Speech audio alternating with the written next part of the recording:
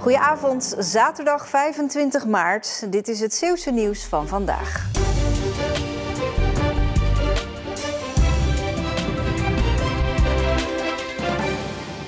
Alstuur.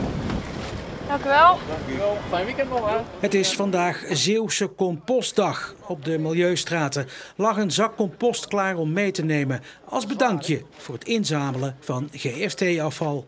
Ja, we geven het graag weg. We geven mensen de compost terug als dank voor het scheiden van hun GFT-afval. Dus het is heel goed dat mensen het hier komen halen en dat ze het weer terug meenemen. Daar zijn we blij mee. Gaat het goed met het scheiden van GFT-afval? Ja, we zitten op maximaal 2% verontreiniging op dit ogenblik. En dat is eigenlijk wel goed. Ja, het zou nog minder, het zou 0 moeten zijn natuurlijk. Maar 2% verontreiniging is alleszins acceptabel. Wat vindt u van die actie? Ja, hartstikke leuk. Kunnen we weer plantjes gaan zetten en zo, hè? Ik las het in de krant. Ik zeg tegen Jos, we moeten nog iets inleveren en dan gaan we 2 zakjes compost halen. Dus dat doen we. Bent u zelf ook actief met het inzamelen van GFT-afval? Ja, altijd. Ja, wij zijn best secuur, ja. Nu u toch spreken, dat PMD-afval, in Middelburg is inmiddels bekend, daar gaat het niet goed. Daar worden hele partijen afgekeurd.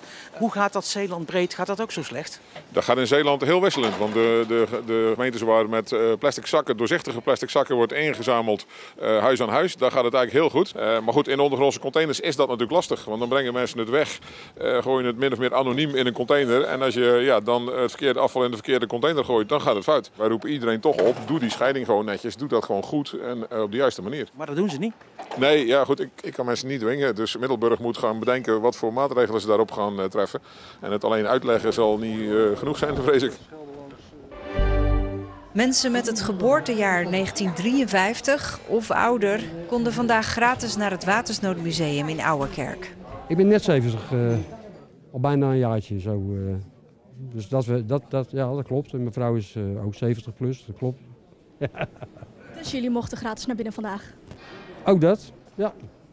Ik was toch, dat Watersnoodmuseum stond wel op het programma voor mij hoor, om een keertje te doen. Dat vind ik wel heel interessant. Het is voor het eerst dat er een speciaal programma is samengesteld voor deze doelgroep.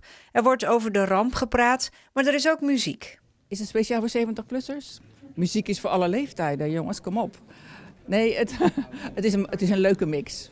Ik zie ook wat klassieks en wat moderns. Goed programma, denk ik. Ik verheug me erop. Deze speciale dag was vanwege het 70-jarig herdenkingsjaar van de watersnoodramp. Er zullen nog 6 van deze dagen volgen. Zo'n 2500 toeschouwers zijn afgekomen op de voetbalderby in de 4e divisie tussen Goes en koploper Kloetingen. Goes staat 5e op de ranglijst. Kloetingen krijgt in de eerste helft de beste kansen. Deze inzet van Nizar Mekawi belandt op de lat. 2500 toeschouwers, veel sfeer en een leuke wedstrijd. Een lange bal van Koen Plank van Kloetingen. Jeffrey Dijkstra kan hem nog net binnenhouden, geeft een goede voorzet. En vlak voor rust is het topscorer Ruben de Jager die raak kopt. 0-1 in de 40ste minuut, de 16e goal alweer van de Jager dit seizoen. En feest dus bij de aanhangers van Kloetingen. In de tweede helft 3 wissels bij Goes. En Goes komt daardoor beter in de wedstrijd. De bal komt uiteindelijk bij Daniel Wissel, de aanvoerder. En die geeft de bal perfect voor. En dan is het invaller Jesse Kalwij die na ruim een uur spelen de 1-1 op het bord schiet.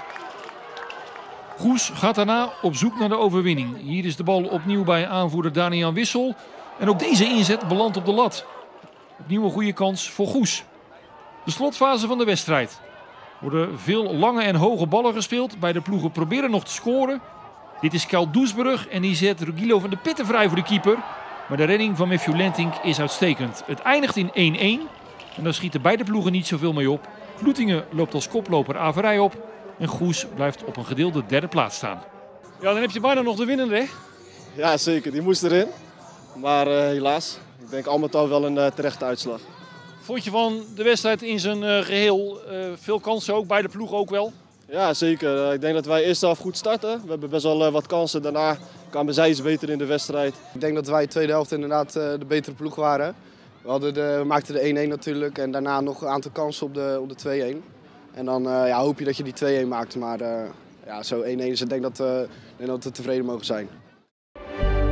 Het was vandaag Schelpenteldag. Schelpen tellen op het strand. Lijkt een onmogelijke klus, maar er is een heel systeem voor bedacht. Op andere stranden in Nederland en België doen ze dit al langer. En dit jaar deed voor het eerst Zeeland mee. In Cadzandbad, Oostkapelle, bij Neeltje Jans en hier in Renesse. Je verzamelt gewoon 100 complete schelpen en als echt heel veel mensen dat doen, dan kan je uiteindelijk wel een goed beeld krijgen van wat er aanspoelt en wat er ligt. Met die data wordt onderzocht welke schelpen er in de Noordzee voorkomen. En door dit jaarlijks te doen kunnen zij erachter komen of de ene soort vaker voorkomt dan de andere. Alleen op deze stormachtige dag waren er weinig enthousiastelingen te vinden om te gaan tellen. Nee, daar heb ik eigenlijk geen zin in. Goh, nu echt gaan tellen, dat denk ik niet. We zijn hier maar voor een paar dagen en dan willen we liever nog wat gaan wandelen en genieten van alles. We gaan zo meteen zelf ook even tellen, maar ik hoop dat het vanmiddag wat beter wordt en dat er dan toch mensen komen tellen. Maar nu is het met windkracht 7 is het niet echt fijn, nee. Komende week wordt de uitslag van de grote schelpentelling bekendgemaakt.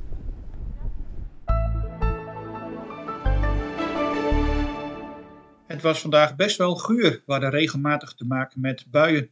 En er stond ook een harde tot soms stormachtige wind. Vlissingen had windkracht 8. En ook verder de provincie in was het onstuimig met windstoten tot 75 km per uur.